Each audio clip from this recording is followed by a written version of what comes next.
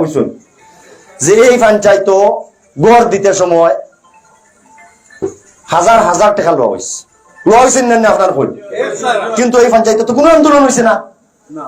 কিতা লাগে আন্দোলন হইল না? কারণটা কিতা? ডরাইয়া। যেদিন ডরাই যাবাই মনে রাখিও এদিন মানে তুমি দেন কাতো যাইবে গিয়া, ডরাইও না, বারোইয়াও আন্দোলন করো। আর আমিও কইয়ার যে এই হাজার হাজার টাকা যে গড়ার আর লেট্রিনের পয়সা খাইছে ইতারে পাড়িয়া ফেলাও, ইটা কোনো জাত মানুষ না, কোনো মানুষের কোনো জাত নাই। আমি আর একটা কথা কইয়ার, আজকে এই মিটিং গো বহুত মিডিয়া আছে, মিডিয়ার সামনে কইয়ার কংগ্রেস পার্টি বিগত দিনও 20 জন পঞ্চায়েত প্রেসিডেন্ট জিতিছে, এর মাঝখানে যদি বহুত ওয়ার্ড মেম্বার জিতিছ, এরা যদি কোনোদিন গড়ার পয়সা লইছন, এই প্রেসিডেন্ট কাউন্সিলর তো লইয়া যদি গড়ার পয়সা লইছন, দয়া করে কইয়ার এই পঞ্চায়েত নির্বাচন যেটা আইব যদিও কংগ্রেস পার্টির টিকিট দেওয়া এর ভোট দিবেন আপনারা।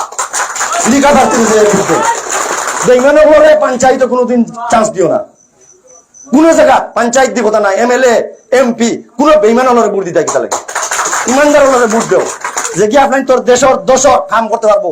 আর সবচেয়ে বড় কথা হইলো কৌমর কাম করতে পারবো।